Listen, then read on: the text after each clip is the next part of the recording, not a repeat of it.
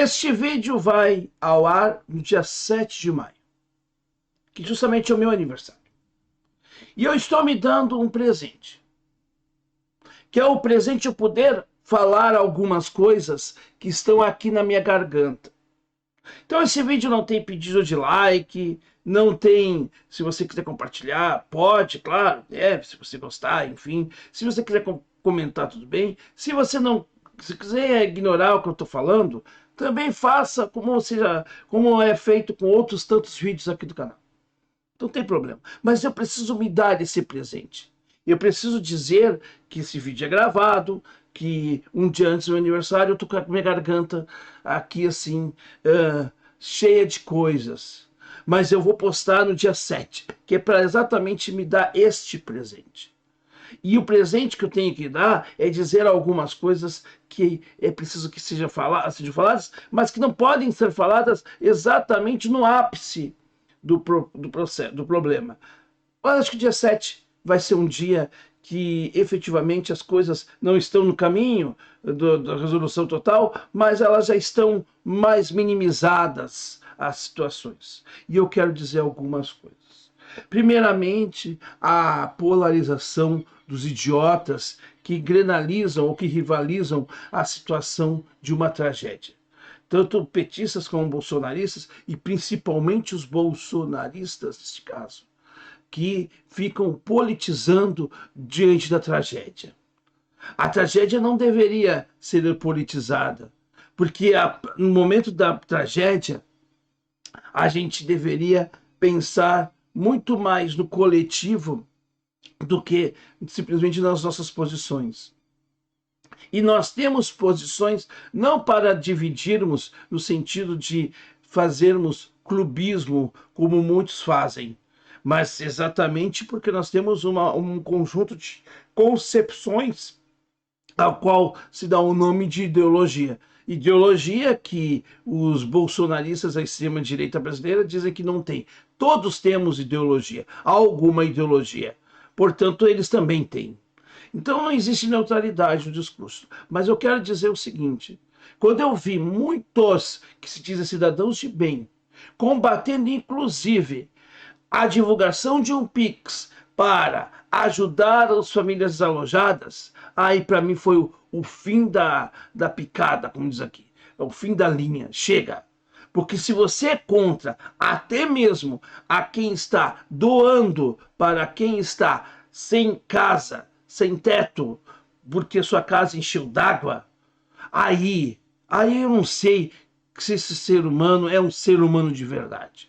Porque esse mesmo ser humano que negou a vacina para o seu próximo, que negou e tripudiou talvez a morte do seu próximo da Covid, que fez tudo o que fez, agora também está fazendo isso. Ele é contra, inclusive, a doação de recursos para as pessoas, porque supostamente ele paga impostos. Será que os bolsonaristas pagam impostos? Porque eu pergunto isso, porque, afinal de contas, a quem eles servem de capacho, o Bolsonaro já disse que se ele pudesse boicotar, se ele pudesse sonegar impostos, ele sonegava. Ele falou isso abertamente. Não, ele não falou na sua casa, no seu banheiro, fazendo a merda que ele sempre faz.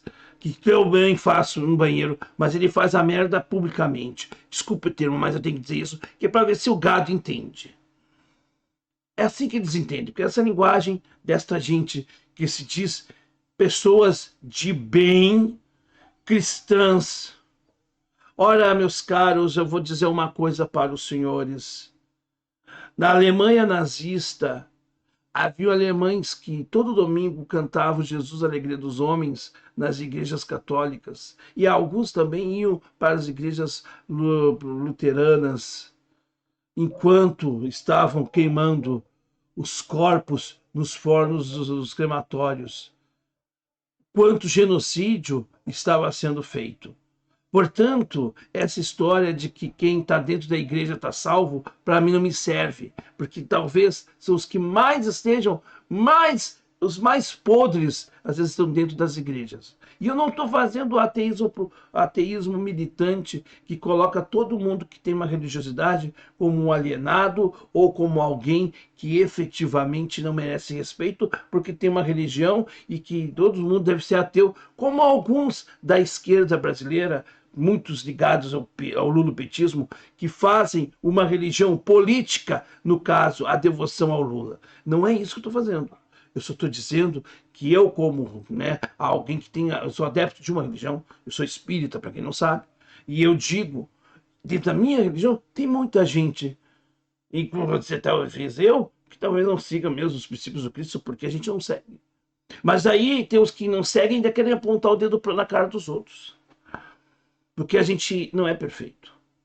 Agora, se auto-titular cidadão de bem, tendo essas atitudes, como a gente tem visto, sinceramente, eu estou hoje com nojo de você, que está cheio de pudismos para uma série de coisas, e aceita e faz coisas horrorosas. Em nome do quê? Então eu quero dizer a você que bolsonarista que quis atrapalhar a solidariedade, que você é muito menor e que o povo brasileiro está vendo a tua inferioridade. Isso foi bom para mostrar que os bolsonaristas não servem para nada, em geral. Por quê? Porque o bolsonarista que foi contra até doação de recursos para famílias atingidas pela enchente, são os mesmos que se dizem defensores da pátria, de Deus e da família. Mas que pátria que vocês defendem? A pátria das pessoas desalojadas que não possam ter direito a recursos para sobreviver? Que Deus vocês defendem? Um Deus que aceita a divisão entre seus irmãos? Que aceita, né, e que não faz nada pelo próximo quando o próximo está mais necessitado? E que família que vocês defendem? Aquela família do pastor que diz que beijou com prazer na boca a sua filha? E que talvez, de repente, o seu desejo mais íntimo era ter uma relação carnal com a sua filha? Que coisa bonita, com aplausos. Eu não sei se são de gente que realmente não entendeu a situação ou se são realmente hipócritas que têm seus desejos libidinosos com coisas assim nojentas, mas tão mais impuras que os que supostamente eles autotitulam como sujos e imundos. Ora, já dizia Nelson Gonçalves, Nelson Rodrigues, melhor dizendo, não Nelson Gonçalves, grande cantor, Nelson Rodrigues, que por trás, né, de todo o discurso moralista havia uma podridão moral. Em outras palavras, porque não era bem isso que ele falava, mas era esse sentido. E eu quero dizer isto, porque você que é contra até doação de recursos para famílias desalojadas, você não merece o meu respeito, porque não se coloca no respeito. É essa a situação. Mas mais uma coisa eu quero dizer também. Quero dizer que, diante de tudo isso que eu vi, né, de tantas coisas que eu tenho visto nos últimos dias, a gente precisa também dizer que a solidariedade ela foi grande. E a gente viu que também, ao mesmo tempo que o ser humano pode protagonizar, como aconteceu aqui, um saque de uma loja aqui no Rio Grande do Sul, em que as pessoas foram lá e saquearam e tomaram banho de champanhe, ou de espumante, me dizendo, diante da tragédia, há aqueles que doam a sua vida para salvar a outra. E não são poucos. E muitos são anônimos, porque ao contrário dos que talvez ostentam nesse momento a sua bondade, os anônimos é que merecem o meu respeito. São aqueles que doam sem falar que doam. E se falam, é secretamente para este ou aquele, por um objetivo de ajudar.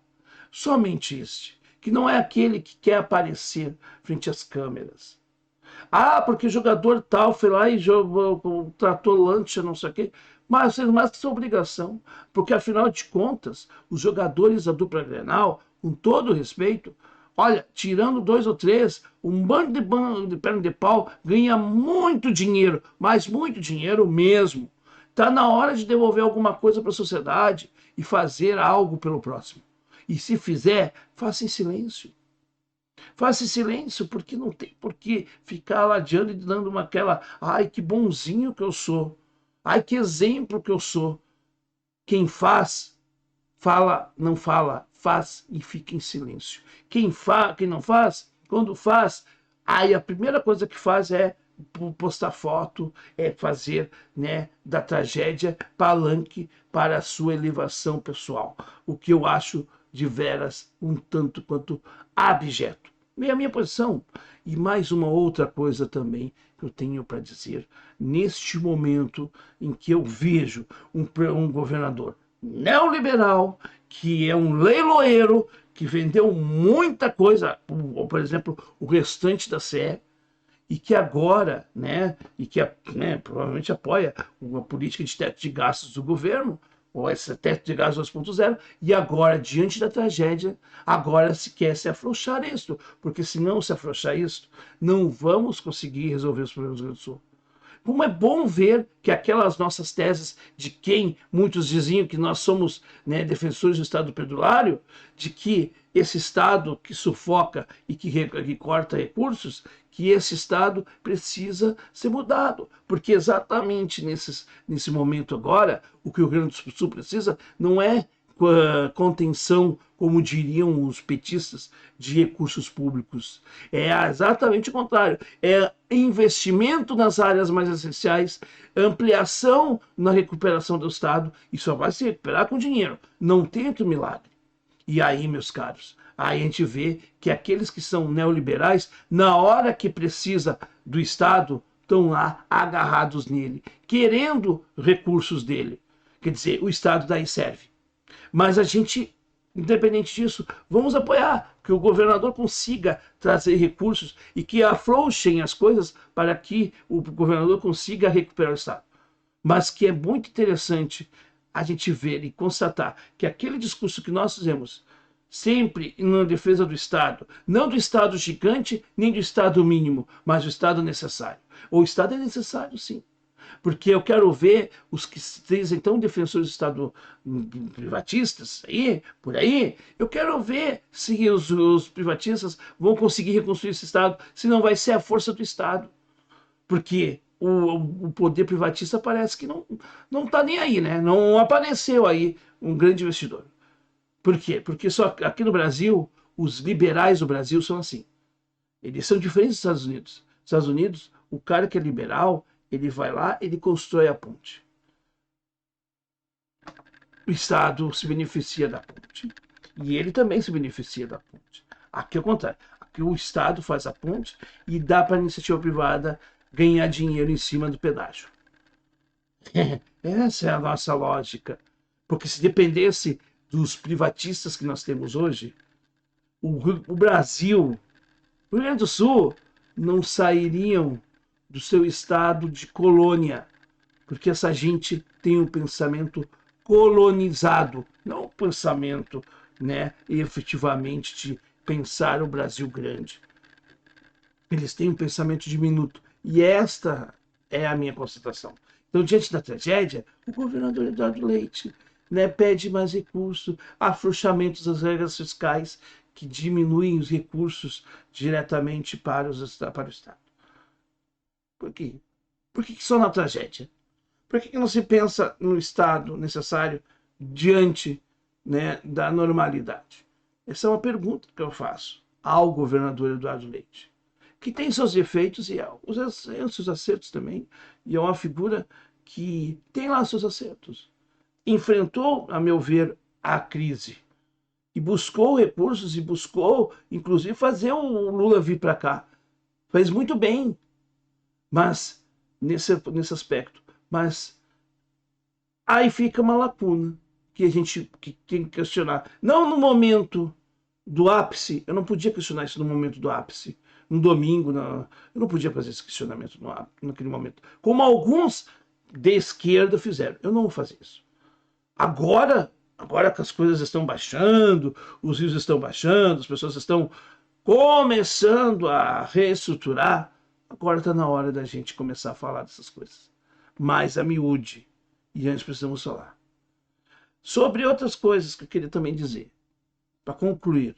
Sim, nós deveríamos pensar numa política pública de defesa civil, não só aquela defesa civil que minimiza os problemas, mas uma defesa civil que de fato faça um serviço de proteção, de antecipação dessas catástrofes. Né? A saúde, por exemplo, ela ganha muito quando se faz não a saúde que só remedia, mas aquela que também antecipa as doenças. Por que nós não pensamos num projeto, né, de contenção das cheias no momento que não tem cheia? É esse o momento.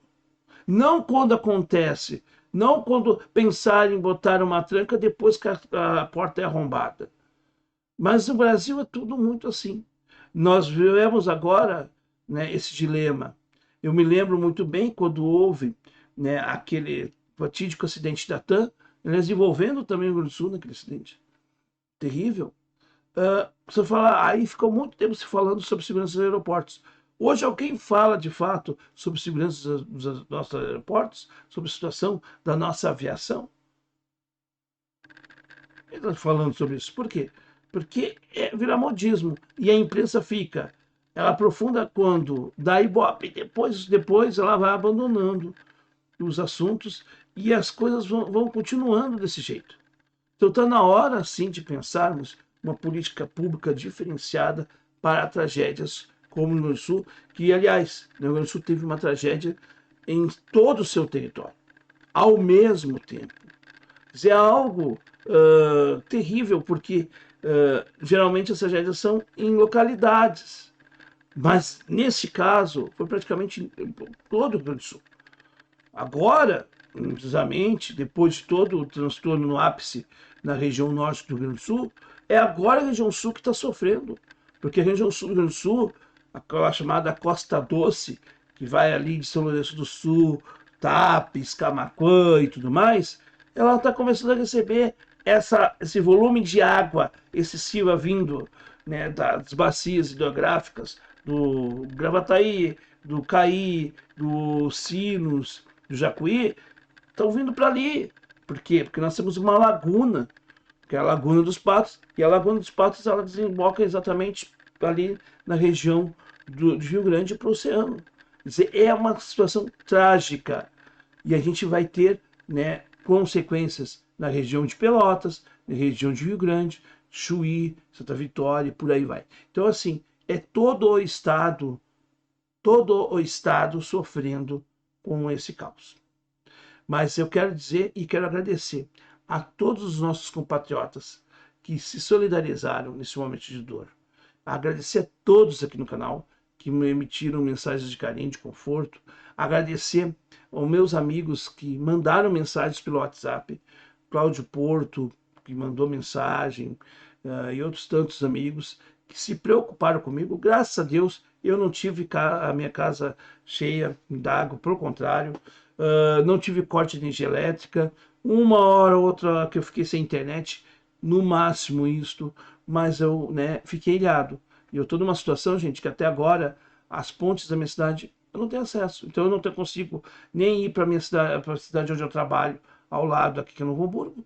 Tampouco eu consigo sair para ir para Porto Alegre, por exemplo, porque as pontes da minha cidade, ou andar dentro da própria cidade, que ir para o centro da cidade também não tem condições, porque as pontes estão rompidas. Então é uma situação também em que, mesmo que a gente não esteja envolvido com a nossa casa cheia d'água, a gente também é afetado. Todos nós somos afetados. E nesse momento, muito importante é a solidariedade das pessoas, que nos ajudam com as suas emanações positivas. Contrário de uns que se dizem tão cristãos, que se dizem tão pessoas de bem e que falam e fazem coisas tão asquerosas. Eu não estou aqui para julgar o próximo, não, meus caros, mas eu estou aqui para dizer que eu tenho nojo de quem efetivamente, né, gosta de falar uma coisa, gosta de falar em nome de e age de uma maneira tão pequena, tão nojenta. É isso, gente.